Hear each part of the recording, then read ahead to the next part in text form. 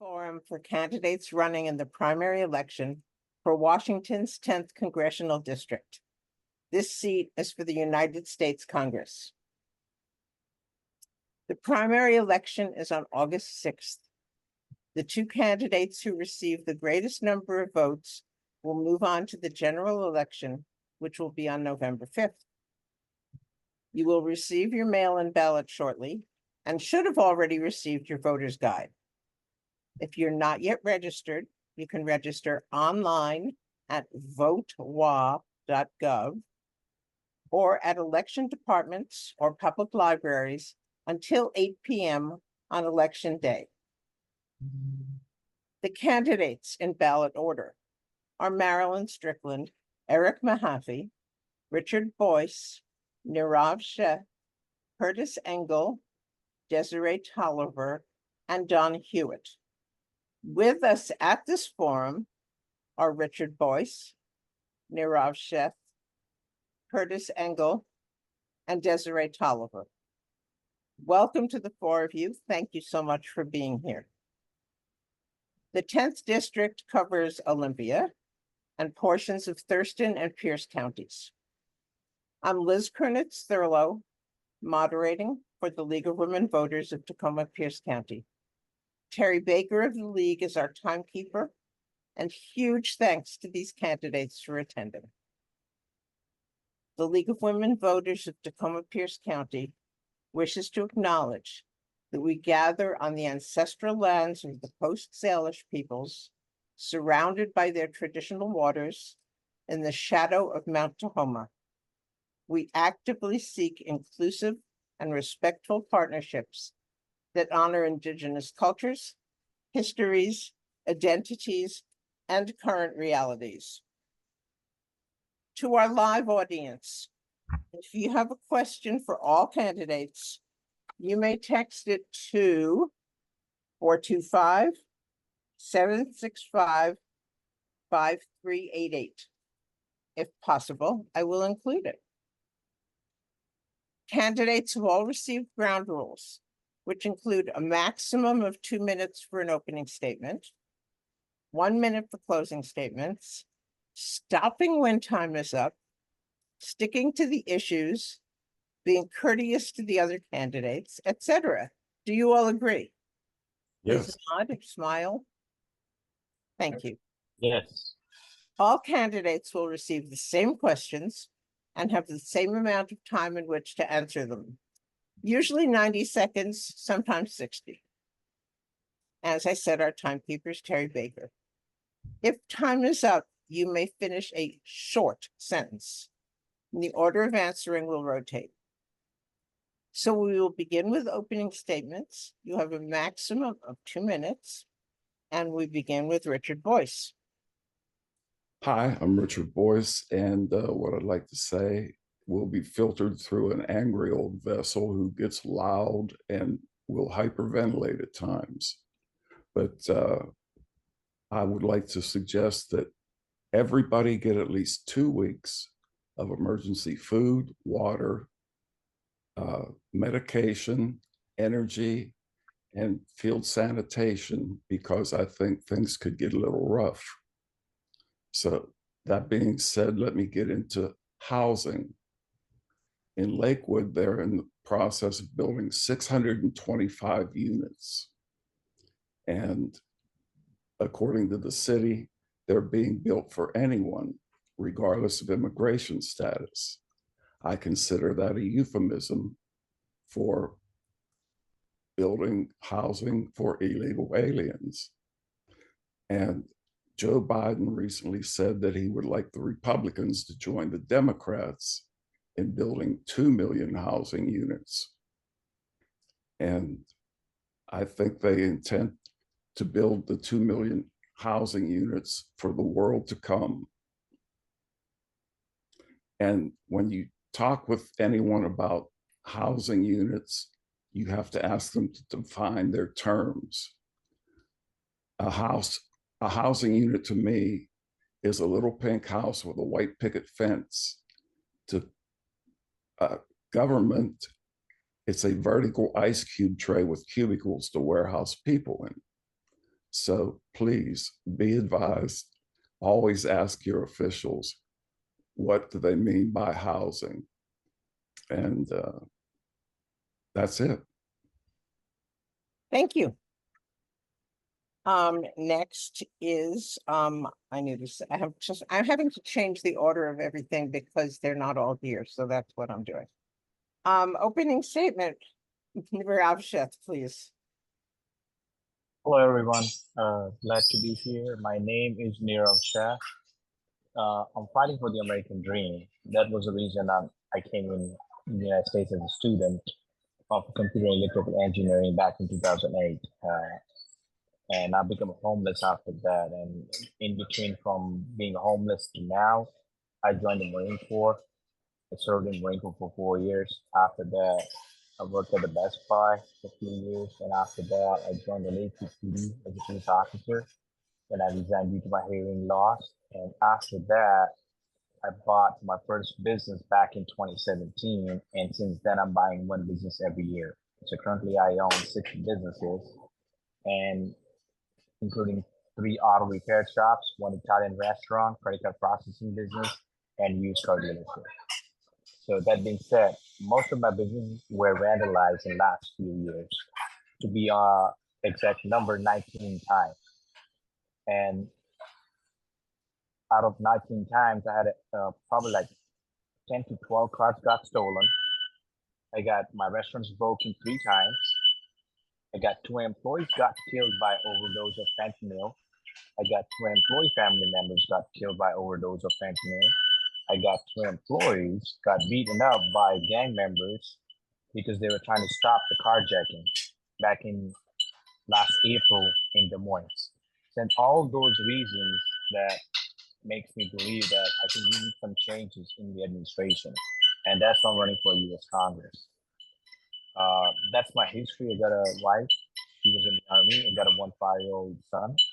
And I live in Tacoma, and I also have a house in Minnesota. So that's my story. I don't have any other family in this country. My parents do come here time to time, and just trying to bring the small changes to the society so we can live peacefully together. Thank you. Thank you. Does anybody know where that noise was coming from? Did you also? It's in my house. It is, okay. Sorry. Kurtis Engle? Am I on mute? No, you're not. Fortunate. With greetings and affection towards everyone, I have some rough words for you today. A 16th century witch hunt is a young urban professional summoned by the village priest to torture some poor soul until they get the goods on him. And of course they will, they always do, because there's no one to stop them, least of all themselves. And then they will burn him in front of the church and everyone he knew, and a lot of folks he didn't, as a warning to all, do not question authority, or this will happen to you. Dobbs is not just an insult and an offense, it's a threat and a warning about how the court intends to treat us. And about this, there's only 2 things that could be done: nothing and something. I favor the latter. I propose we impeach the Dobbs 5. That would require a Democratic majority in the House. That is probably the minimum requirement for pushback, win the House. But once the Senate acquits the Dobbs 5, and they will, we can run them through the courts on the same charge using the same evidence. I really don't care if they are sitting justices, so long as they sit in prison for the rest of their lives. It's a very simple case. They were asked, said no, and then did, on the authority of a witch hunt who died on the other side of an ocean before America was even an idea. The fancy charge is rebellion against the Constitution, but we are really just talking about plain old fraud. Open and shut case, grand theft, America. I yield back. Desirée Toliver, please. Hello, thank you. My name is Desirée Toliver, and I'm just going to say, based off of the responses that everyone gave, my pitch is that I greatly care about all the concerns everyone expressed. I do want opportunity in Central District 10. I do want our communities to be able to collaborate together. With Richard Boyce's concerns, I do want our community to be self-sustainable, so we don't need to worry about stock supply of food. With Nirav Sheth's concerns, I do want our businesses to be successful and for people to have opportunity and for workers' rights to be protected. They shouldn't be beat up at work. And with Kurtis's concerns, which also kind of mimic Richard's, I do want us to be able to ask our representatives, what do they mean when they say certain things? And I want them to carry forward our message and do things in the community that support us in meeting our goals. Thank you. Thank you all. And once again, thank you for being here. So the order of answering questions will rotate, which means that, I'm sorry. Nirav Sheth will answer the first question first. You have up to 90 seconds, but you don't have to use all of them because we can ask more questions. So some of this you put in your opening statements, but see what you can add or be specific. Why you? What are your biggest plans, hopes, and abilities? 90 seconds. Nirav Sheth. Unmute. So my goal will be basically closing the open border, because recently I went with Jonathan Cho in Canadian border in my own state, which is completely open. I went to Canada without an ID on me, and I came back into the United States without an ID. It's happening in our own backyard. And also brings drugs, which is also connected to homelessness issues at this moment.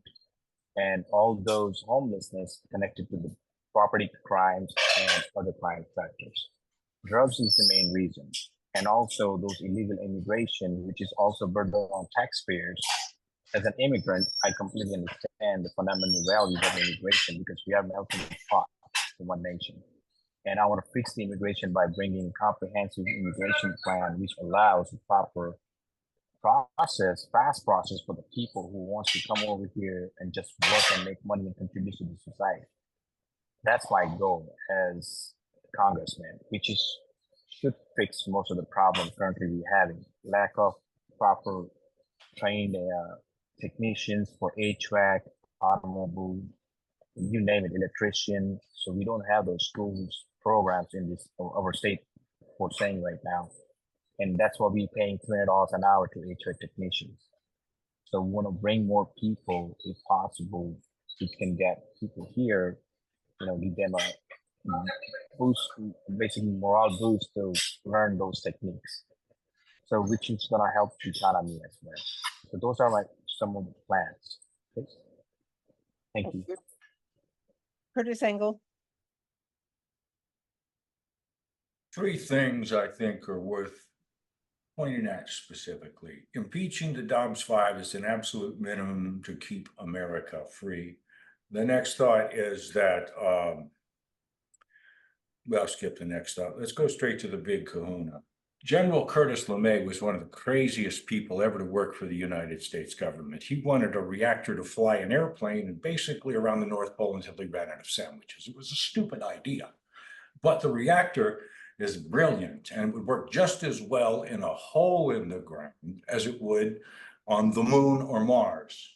And the thing is, a meltdown is impossible because you have to melt it down to start it. And if it fails, it freezes. So the big problem is you have to replace it instead of running for the hills. It's a fabulous reactor. And the thing that it is most valuable for is putting on an asteroid. If you can put an antenna both ways from pole to pole around an asteroid and park a reactor on it, you can bias the power through there, create a magnetic field to interfere with the solar radiation, and sail it like a boat away from our planet. That's the greatest environmental catastrophe we can imagine, one of those things landing. And we have the tools to get it out of here. That's the most important thing on our plate. That's even more important than what I was going to mention is number 2, World War III. We could be in it. We ought to stop screwing around. Thank you. Desirée Toliver. Thank you so much.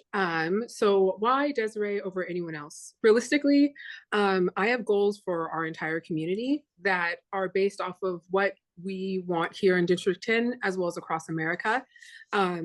As a state delegate, I voted yes, as well as advocated for all 3 ceasefire resolutions that were passed by the Washington State Democrats in 2024. I was an automatic delegate, meaning I'd maintained the position before what was happening with Palestine, knowing that I would have power to make decisions and to represent my community, which at this point is 80% of voters, Republican or Democrat, who don't like what's happening in Palestine, along with creating opportunity as well as wanting to ensure that our voices are heard. A lot of that relies on our district having financial independence, which starts from focusing on localization as well as focusing on supporting the small local farms as well as small businesses and figuring out how we can create a foundation in our community to ensure everyone's rights are protected. Thank you. Richard Boyce, please. Yeah, I kind of like what I hear is going on in the future of Washington, DC. I like when I hear them talking about making the government smaller, eliminating cabinet level positions, and starting by getting rid of the Department of Education. I'm pretty much interested in following Article 1, Section 8 of the Constitution, and if it's not in there, we don't do it. That's it. Thank you. Okay. The next question, Kurtis Engle will answer first. This district covers much of Thurston County and parts of Pierce County. How will this affect your work in Congress? Are there issues here which are not understood by many others in Congress? And if so, how will you deal with them? Kurtis Engle, 90 seconds. Just up the road, we've got a little town whose name escapes me right now because I've only been there once. They've got a golf course that used to be surrounded by woods. It's now surrounded by open fields, and they're going to build a town there. The interesting thing is they're going to build it backwards. They're going to put the government buildings in the quiet zone, and they're going to surround the golf course with apartment buildings instead of single-family homes. And so, of course, the peace and quiet of the golf course is going to be destroyed. And unless they want to turn it into a public park, that business is basically going to fail. This is actually pretty minor stuff in the big scheme of things, but building a town backwards is impossible to reverse. They should be putting their government buildings next to the fulfillment center up Center Avenue. They should be knocking down the Starbucks and the storage thing and putting competing grocery stores on both of those corners. And they should be putting a large skyscraper with fantastic condos at the top, right at the entrance to their town, and a large parking garage for that condo right over next to their metro station, their bus station. They're going to build it backwards. And once you've done that, you can't move the government buildings. The peace and quiet zone will be destroyed. All that golf course will be virtually worthless. And it'll all be just very sad and tragic. If, on the other hand, they were to take some interesting thing like put a house every 100 feet and string a fence in between every house all the way around the golf course, I'm sorry, and exclude dogs, they would have something special. Put it in the next answer if you need to. Desiree Toliver, please. Hello, can I get the question again? Certainly. The district covers much of Thurston County and parts of Pierce County. How will this affect your work in Congress? Are there issues here which are not understood by many others in Congress? And if so, how will you deal with them? And if not, not. Yes, actually, I love this question. There are so many issues in Central District 10 and even just outside Central District 10 that I have firm stances on that can help the community. Number one, I know even like with prison reform and justice reform, I take a strong stance. I would absolutely support a push for House resolutions that have been put through after the death of Khalif Browder, or the suicide of Khalif Browder, who was held in prison for 800 days in solitary, and it affected his mental health. I have lots of ideas about localization, so that way work that's already being done in our community, such as Feed the People, such as the Rachel Corrie Foundation was trying to ensure Palestinians, not even just in our community, but across the world, are represented in their calls to justice, as well as members of our community, even from the Philippines, who, it hurts their hearts and everything else to hear that the Philippines is the most dangerous place to be an activist in the world. I bring with me the voices of all the people. I bring with me the understanding of all the struggles, and I bring with me something that is so unrecognized, this type of resilience that not only shouldn't exist, but that I don't want anyone else to have. So that's what I bring to Congress. Thank you. Richard Boyce. Yes, if I was to go to Congress, I would be pushing for states to be more responsible. Washington State could take more responsibility for health care and social services. It's not a federal responsibility. So I would be pushing for that. Other than that, I cut taxes and cut spending. Thank you. Nirav Sheth. If I like said, my goal will be about the border problem first, helping the our next president, to fix the border issue, immigration issue. At the same time, Washington does have an energy crisis, where we have our transmission lines, as we speak, are more than 45 years old.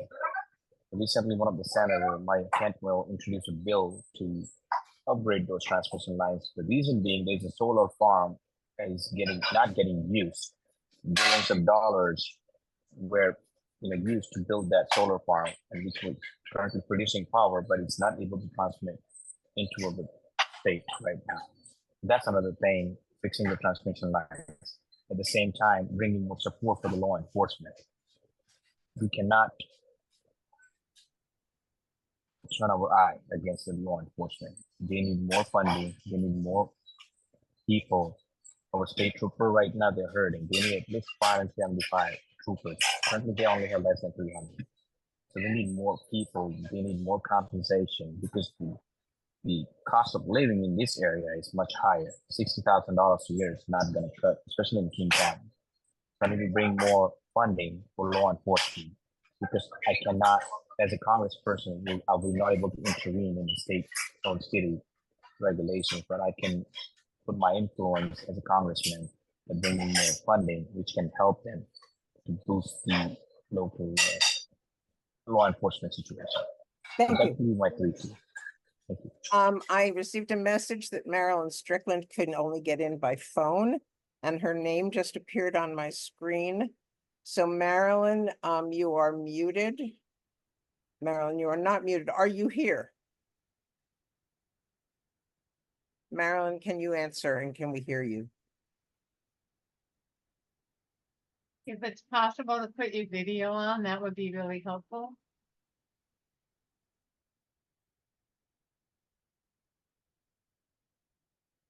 Ah, hello, you are here. Welcome. So we still can't hear you.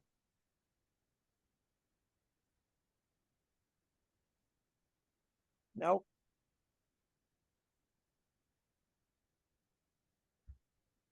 If you can hear us, try unplugging the headphones and plug them back in.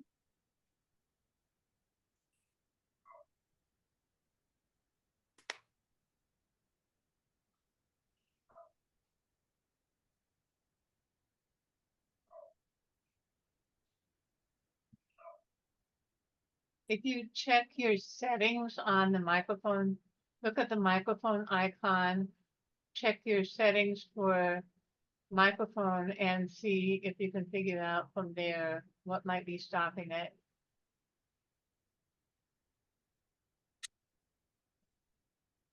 least we have some extra.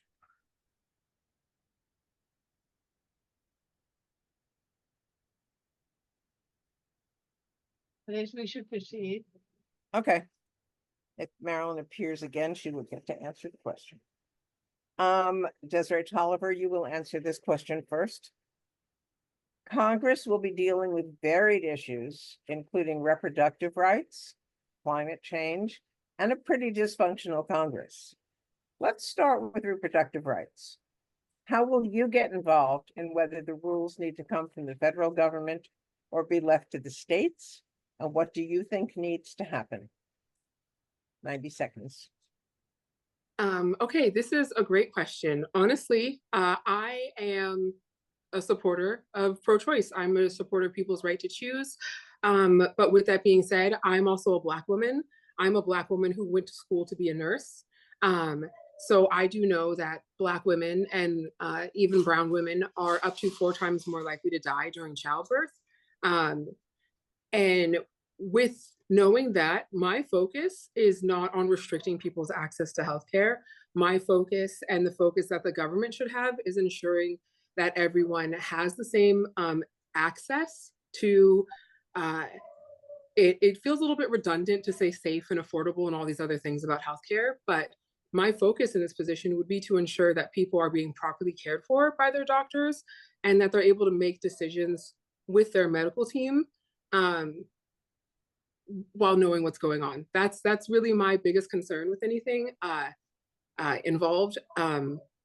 In general, I think that we should be protecting people's rights more so than worrying about how we should restrict them, especially considering even the number of women who've come forward talking about the fact that they had stillbirths and then they had to carry their stillbirths to the point where their child, if you would like to call it child at that point, but the fetus is actively killing the mother. And doctors' hands are tied because of men who don't even know that you can't move certain pregnancies into the uterus.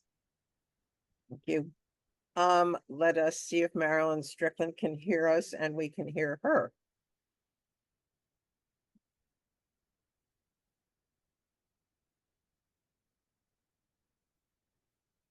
We'll try again. We'll go around if you can figure it out. Richard Boyce, please. I think the pro-choice people should be happy with abortion rights being in the state. I think what could happen is they'll fool around and have a when does life begin case get to the Supreme Court. And there's no doubt life begins at conception. So life began 4.2 billion years ago. Oh, excuse me, it's Richard Boyce's turn. You will get your turn. I'm sorry, Mr. Boyce. Okay, so I believe if the Supreme Court would determine properly that life begins at conception, then the next move could only be, is it homicide or murder? And that's a distinction and an argument that the people don't want to get into. Keep it in the states, be happy with your win, and go from there. That's it. Nirav Sheth. As a moment, Supreme Court has already decided and leave that decision to the state, and the state has already spoken. So I think this is not the subject we should need to be touched at this moment. That's what I believe. Pro-choice and pro-life, did both. My wife, she had an abortion, so it's nothing new. People should have the right to choose about their own health, especially women. Like as a man, I know I cannot get pregnant. But women, this is the most complicated situation. It's between woman and a doctor. So that's what I believe. Okay. There's a respect to the women. And about the climate change, we are in between right now. It's not We'll get to climate change. Oh, I thought it was in the same question. No, it was, yes, it's all going to come up, but that's Okay. next. But yeah, so this is my answer about the approach. Thank you. Kurtis Engle. You are You muted. can, now, Mr. Engel, you can unmute. There we go. Thank you. Life began about 4.2 billion years ago when water sank into the earth, experienced chemistry and heat, and rose back into the ocean, bringing with it interesting chemistry and leaving behind it a passageway of many, many tiny, minute passageways, some of which were just perfect for creating just enough of a back eddy for stuff to happen that was very interesting and became life. And all of us stretch back that far if you want to look at it that way. The reason God and the United States Constitution accord rights and life at birth is because if you try to protect a fetus, what you're really doing is attacking a woman.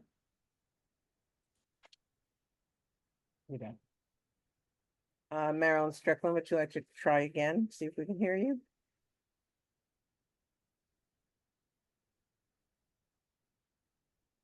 I'm so sorry. Okay. Connection issue. Next question is Richard Boyce will answer first. Global warming, climate change. What can Congress do? What should the Congress do? And how would you like to be involved? I'm not sold. I believe climate is changing. I'm not convinced it's man-made. And I don't like a lot of what is going on with the natural gas thing here in Washington, and they're trying to move it nationwide. Natural gas is pretty much harmless, and it's one of the cleanest burning fuels you could get. So I don't understand why people don't appropriately spend more time attacking China for their stand. They're building a coal plant every week, and we don't hardly burn coal anymore, and that's where most of the pollution comes from. So yeah, I think that climate for the government is control of the people. That's the way I feel about it. Thank you. Nirav Sheth. Yeah, climate change, I would say yes, but it's the Earth cycle. Every 100,000 years, Earth changes its climate. That's the cycle we caught up. I do believe also it's not the man-made, it's a nature occurrence. And with the natural gas situation banning, we're trying to do right now, that's why I was part of the bill that was going to be on the ballot for stopping the natural gas ban, because back in the 1980s, I heard that PSC was asking people to switch from electrical furnace to natural gas because it was cleaner. And also, like, there's a reason my electricity bill at my own house, which I have an electrical HVAC, I had an $800 bill. If I had the gas furnace, it would have been only $100. So yes, it's also gonna help the economy if you keep the natural gas. We also have other alternatives like nuclear fuels, which is like China is ahead of us for fusion reactor technology. We can look into that as well. As a congressperson, I will look into it. By profession, I'm an electrical engineer. My job and my goal will be making Washington State energy independent. So, which includes a nuclear technology as well, which is going to help the climate crisis. Kurtis Engle, please. Unmute. You're muted still. Mr. Engle, you're muted. And I'm probably still muted. Nope. Could you please refresh me with a question? Global warming and climate change. Yes. What can Congress do? What should the Congress do? And how would you like to be involved? There's two new machines that I think hold great promise. The first one is Curtis LeMay's famous flying reactor, which works great in a hole in the ground. That's clean baseload power that we don't have to be afraid of, because when it fails, it just fails. Plus, it can be used in asteroid mining, asteroid redirection. It can be used on the moon and on Mars for space exploration. It cannot be used in orbit. That would be insane. But that's clean baseload power, space exploration, and planetary protection in one machine. The other is taking one of the biggest lasers we have, the kind that initiate fusion, and pointed it straight down. MIT's doing this at Crater Lake because it's only 3 miles down to the hot rocks. And there's a Canadian company trying it too. If it works out, it could be done in front of every fossil fuel plant to convert every fossil fuel plant to geothermal. I'm enthusiastic about both of those machines. Thank you. Richard Boyce. No, I You started. already did. I'm sorry. I'm jumping down because I'm still trying to do it. Desiree Toliver, you did not speak to this, correct? No, I have not. Please. All right, thank you so much. Since we've already mentioned liquid natural gas, I would just like to say, I know we have the liquid natural gas facility in Tacoma, which was a decision that left many people in the community feeling not only unrepresented, but betrayed. I think when it comes to things such as climate change and energy, as representative for Central District 10, my focus is to get more public options, such as public power. Since we've mentioned the border, we can talk about Texas. When Texas lost their power and all the pipes burst and plenty of people were laughing all over America, we found out that with public power options, you can borrow power from other states. But many Washingtonians have been finding out that we don't have public power because we've been getting letters telling us to control our energy during certain times. I feel like we can not only fight climate change by being more intentional with our decisions, but we can also ensure that we have our own strong economy and our own control over what is happening in our communities if we had options like public power. So I think really trying to focus on reallocating resources and being intentional with how we spend our resources is the best way, as well as ensuring the community is represented and heard. I know right now there are lots of people in Tacoma who have many concerns, not only about their neighborhood, but the environment, that are not being heard because of how hard it is to navigate. Thank you. Marilyn Strickland, should we still be asking you to try?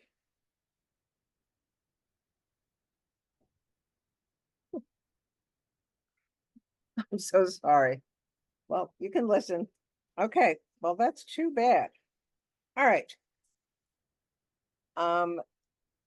Nirav will answer the next question first. I hope he can hear this because I don't see the picture. Yeah, you're back. Okay. Are there special skills needed to serve this district and this state? What special knowledge, experiences, and abilities do you have which will help you serve this district, Washington State, and the country well?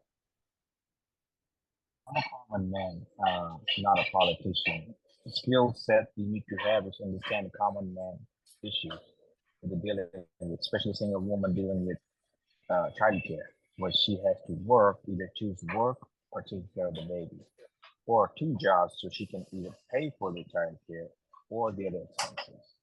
I currently own multiple small businesses where I have witnessed that, especially a single mother, where she works 2 jobs, and when she comes to the shop for repairing her car, which is brakes needs to be done, with $1,000, she doesn't even have that.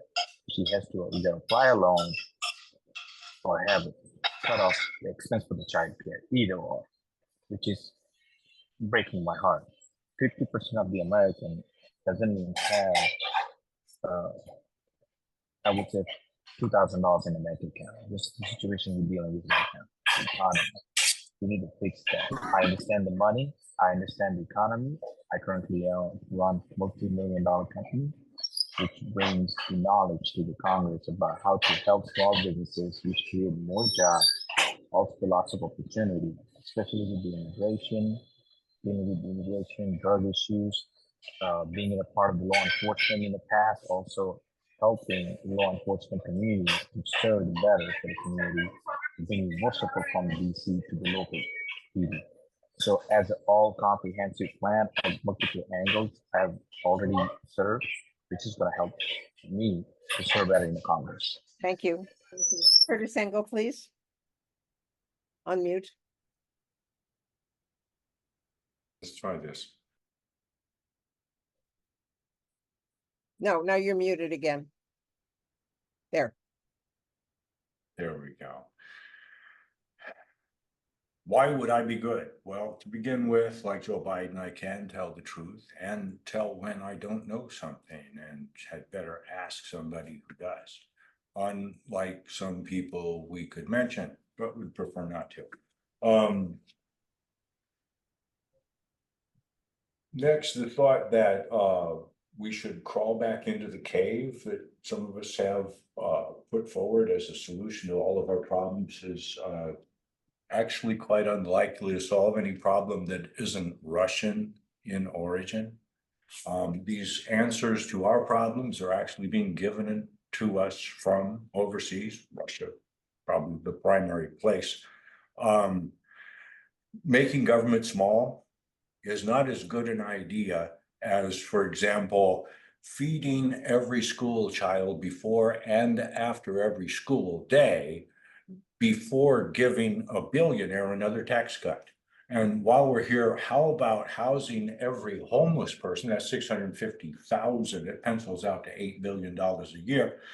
At the same time, before the billionaire gets a tax cut, that's about the size of the billionaire's tax cut every year. We could feed every child, put every homeless person indoors, or continue to call them rich.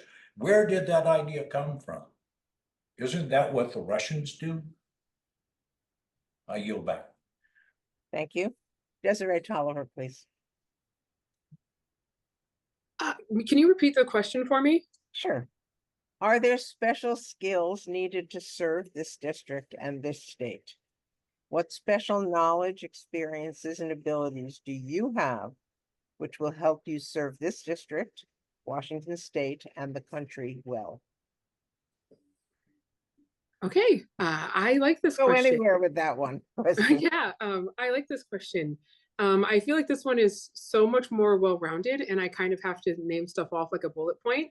But I'm forward thinking, I'm a problem solver, I'm innovative. I genuinely do respect people's ability to the pursuit of happiness. So I don't want to stop someone from opening 10,000 cupcake factories if they want to, but I would rather, before we open all those cupcake factories, we ensure the people who work for them have affordable wages, have places to live. A lot of conversations about unhoused people, even about them bringing in drugs or doing drugs. The truth is people are going to do drugs. What is our focus going to be? What is our response going to be? And with all we know about mental health and about living environments and situations, leaving people on the street, and especially with criminalizing being unhoused, it is not putting people in a position to excel. It is pushing them in a position to only be held back. As a sole mother who slept in her car with her 7-year-old daughter outside of the Safeway from the high school where she graduated, I am someone who 110% knows what it feels like to be left out of the system quite intentionally from having access to opportunity. And I would rather bring it to people instead of hope that I'm secretly punishing one bad person. Thank you. Richard Boyce. I would rely on the local Congress. I would look to the people in Olympia who are representing the districts in District 10 in Washington, and I would take their needs to Washington, D.C. It's a little hard for you to go around an entire district, and you can go out and hit and run, but you can't really concentrate on any real problems, real issues. But the people who live there and represent them in Olympia know just what's going on in the government and what is needed by the government. And I would look to these people for guidance. Thank you. Okay, Kurtis Engle will answer the next question first. Gun violence continues to increase in the United States. How should the Congress be involved? How would you be involved? Are there laws which should be changed? What would you like to see? Yes, the Supreme Court has done a lot of damage in recent time, Heller decision and Bruin. I don't understand why a person less than 21 years of age should possess a firearm unless it's to protect himself from another person who's under 21 years of age. And if neither of them had them, yeah, that might cool things down a little. So it might just be a good idea to jack the possession of guns age up above the go to school age. That just might separate the school from the guns a little bit harder. Maybe this isn't a realistic thought. On the other side of the coin, if you haven't thought about purchasing a firearm, you ought to, take a sense of the temperature of the wind and consider, is this World War III? Are the Republicans really on the other side? Maybe you should consider a Glock 43X MOS, which can be had for about $535 today, which of course I just did. Because the president, former president, got shot. And I don't have Secret Service protection. And I think the Republicans are out to get us. And what I've said about the church in the voter's guide just might get crazy people chasing me around the grocery store. Time is up. Thank you. Desiree Toliver.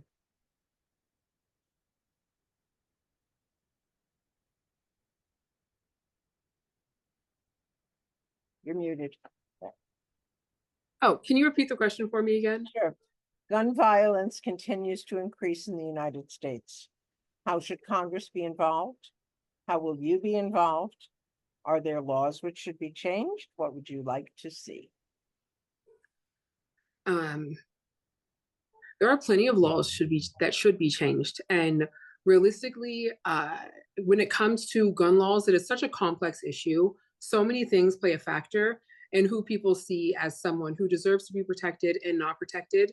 When Philando Castile was, what could we arguably be said, murdered by the police because he said that he had a gun on him, that would have been a perfect opportunity for the NRA to jump in and challenge the fact that guns themselves do not present a danger.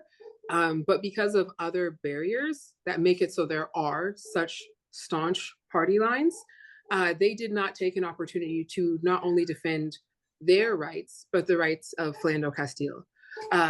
With that said, I know especially recently, lots of people have died to gun violence. I would like to say, I didn't ask, so I don't want to say their name, but someone that I know lost someone very recently. And since they've lost them, I've seen the family consistently say assertive with manners. And I would really take that with me when it comes to tackling things about gun violence. You have to be assertive. You have to be direct. You have to know what you're tackling. But at the same time, my goal is not to make an enemy with other gun owners. And, as someone who's often a target of political violence, I totally understand the fear, but I still myself don't have a gun because I'm not asking for a shootout.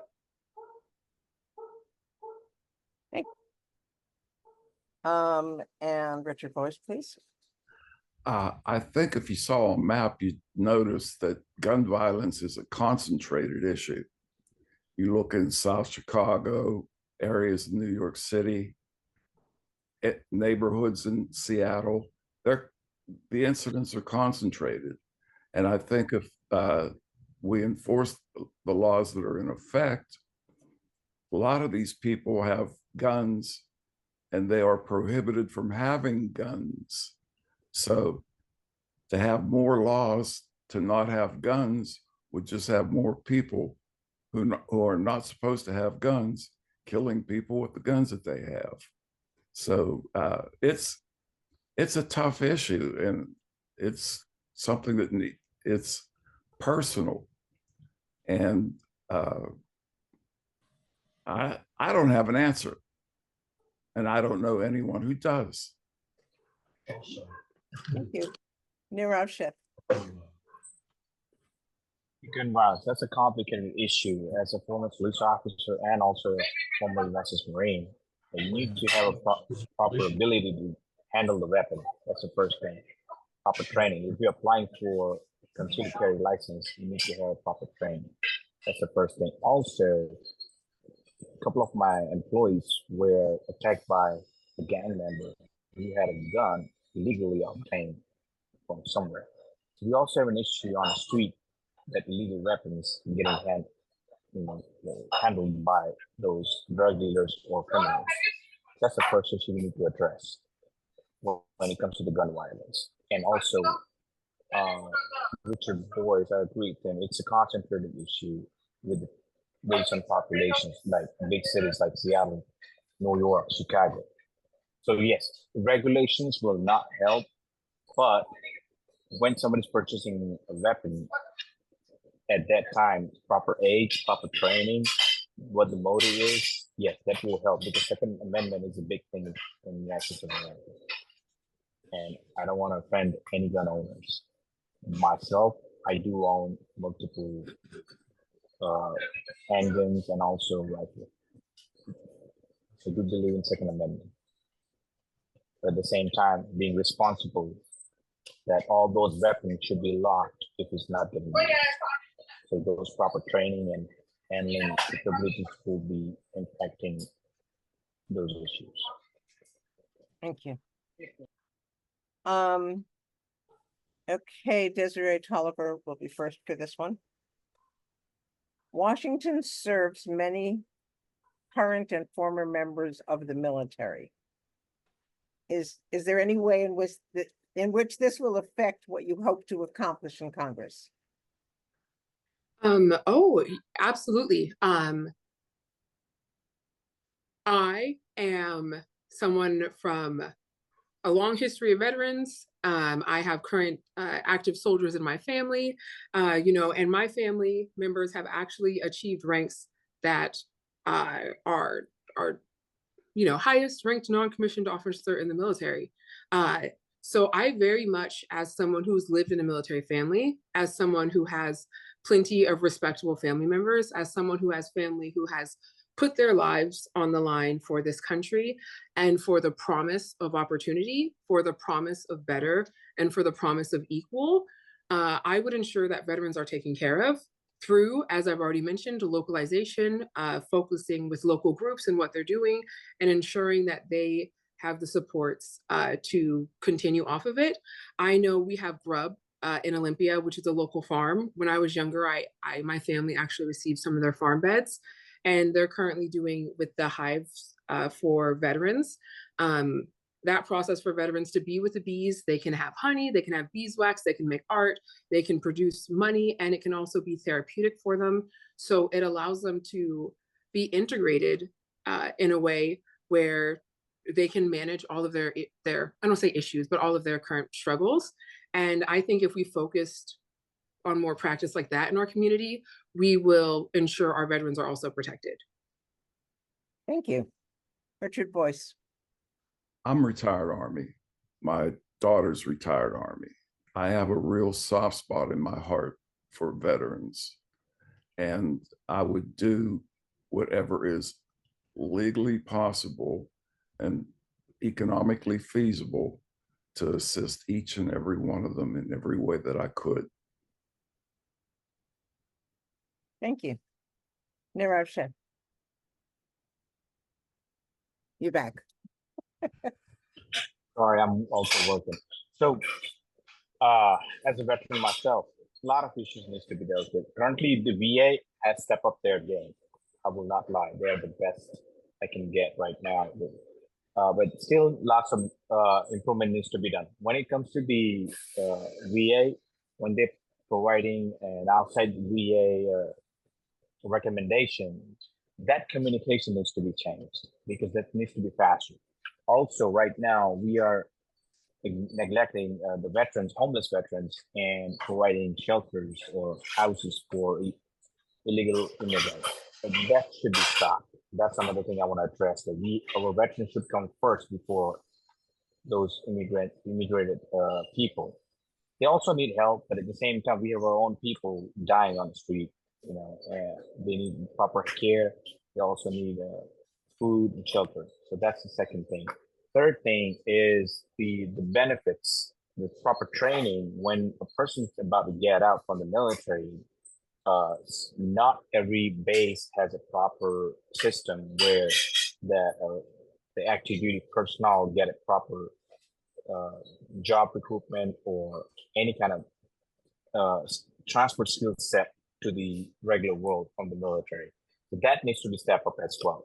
So my goal will be to help those three factors through helping the Veterans Department about the jobs, the health care, and the housing. Thank you. Kurtis Engle, please.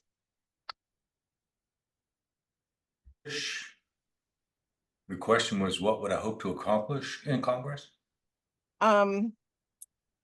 Yes, but it was talking about that there are so many current and former members of military in Washington State. And would this affect any of it? Would this change, some of the things you want to do or special support? Well, the VA has been a burr under my saddle since I was declared, 100% and first group eligible for health care.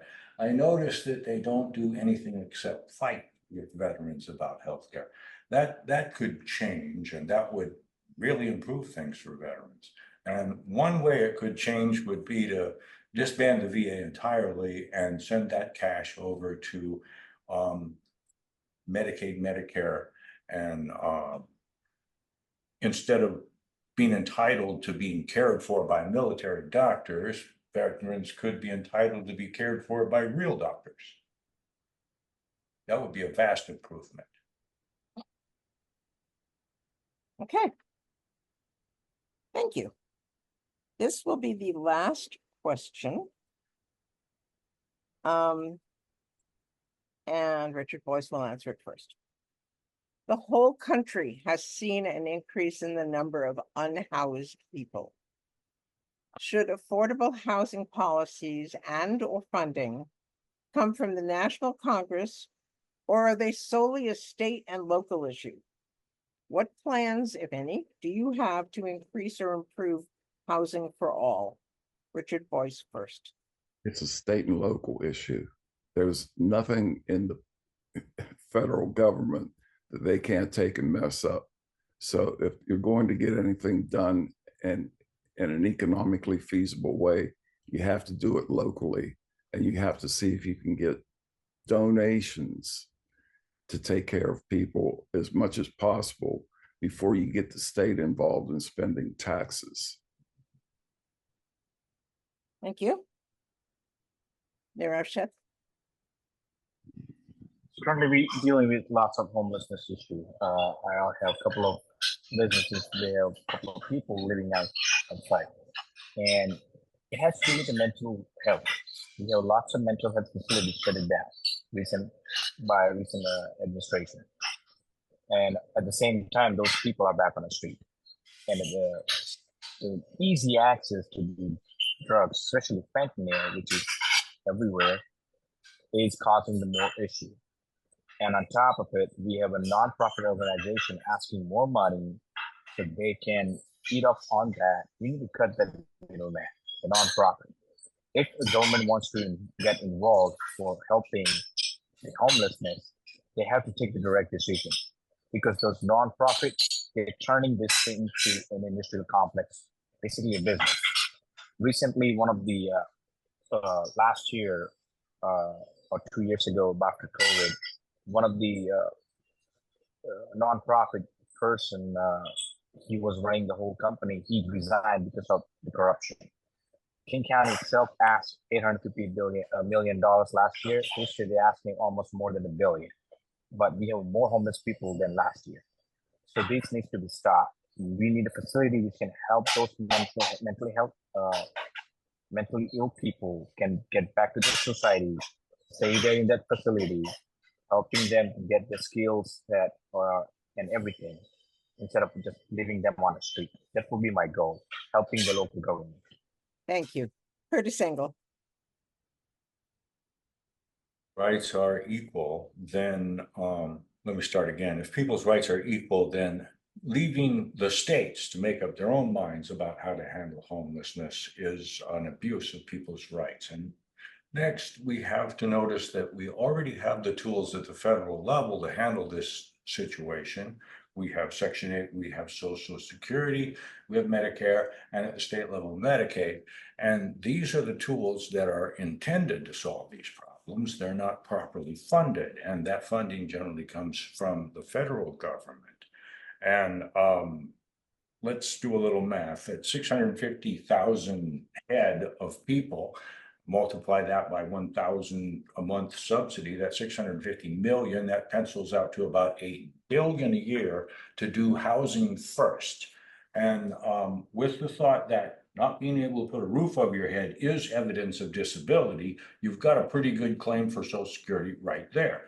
And since Section 8 is intended to put people in houses, that would be the mechanism to use to fund the federal bucks through to the states, so that the funding would arrive where the rubber meets the road and actually grab the person up off the ground and rescue him, put him back into normal life, and hopefully 9 out of 10 of them will just take off and go. And here's the important thing, that 10th person who is so bad off that he can't make it even with all that support, this is a seriously disabled person who the Housing Last advocates would leave on the street forever. Now you go back. Okay, thank you all. And thank you to Marilyn Strickland, who tried to be here. Now we move to closing statements. You each have 1 minute, and this will be in reverse order so that Desirée Toliver will begin.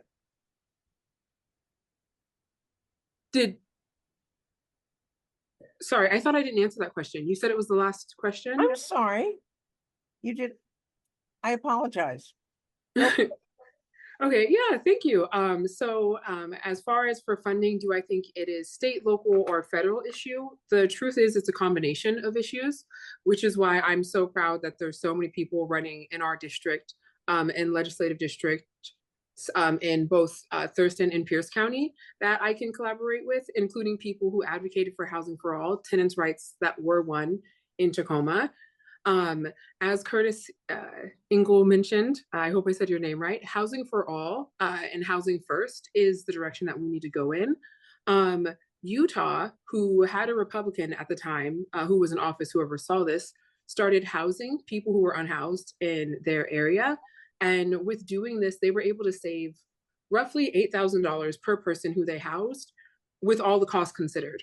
So if we consider the huge burden that would be taken off of our healthcare facilities for unhoused people, if we consider the huge burden that gets taken off of mental health facilities when it comes to issues with unhoused people, when you consider the impact that is taken off of their own direct families who are trying to support someone who potentially cannot live in an environment with their family, all of that outside of money is exponentially better than leaving people on the street. But as I've mentioned, there are already so many local groups, so many people even within our community who are doing things every day to get people in positions where they can have some form of self-sustainability.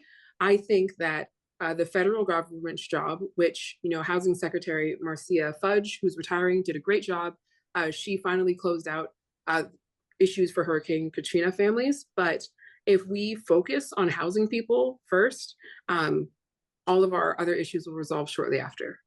Thank you. And I'm terribly sorry that I just lost track.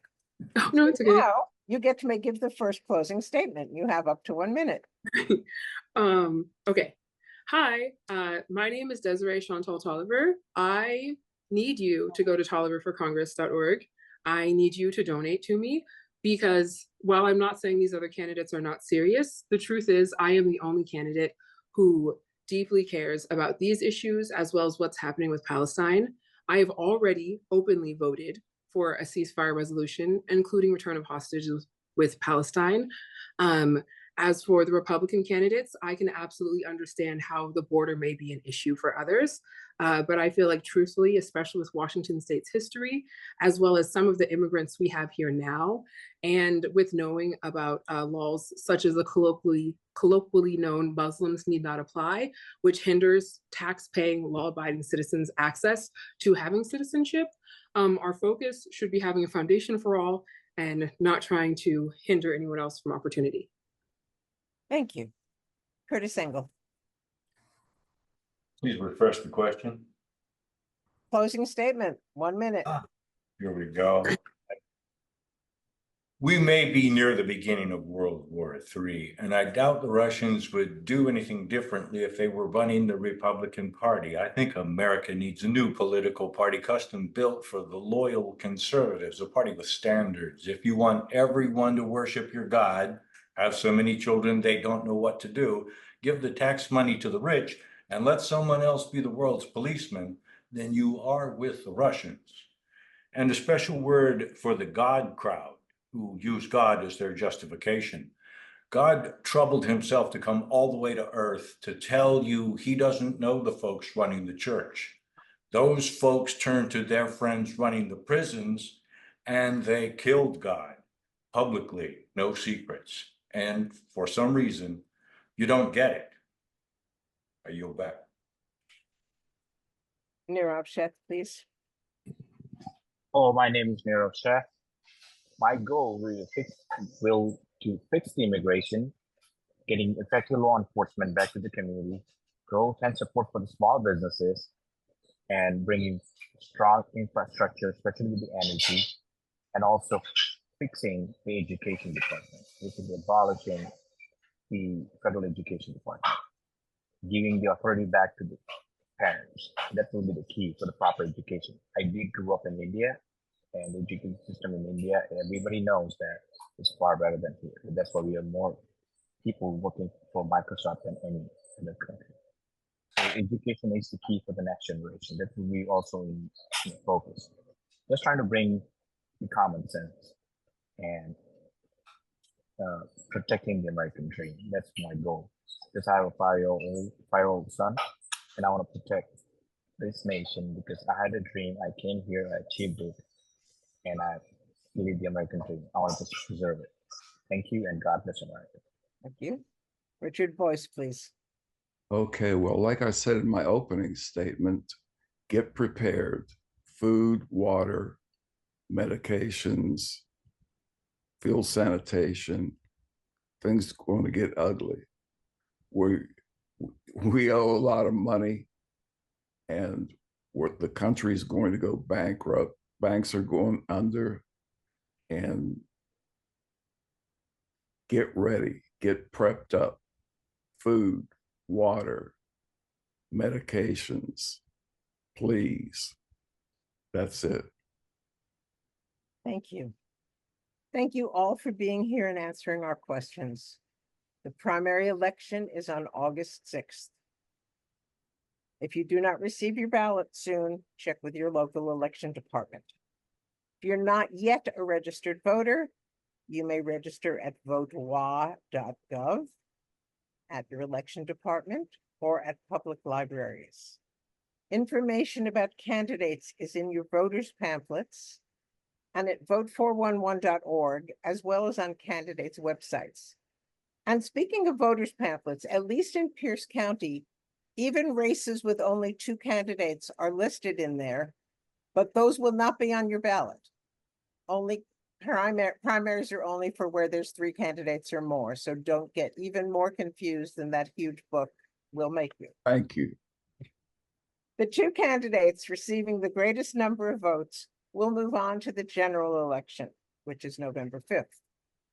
The candidates for Congressional District 10 who are with us right now are Desirée C. Toliver, Kurtis Engle, Nirav Sheth, Richard Boyce, and Marilyn Strickland tried very hard, but we couldn't hear her. And she had technical issues. On behalf of the League of Women Voters, I wish to thank the candidates, Terry Baker, the timekeeper, and our wonderful Zoom organizers for recording and distributing this forum. Election day is Tuesday, August 6th. Don't forget to vote. Thank you for being here, and thank all the rest of you for watching. Thank you. Appreciate it.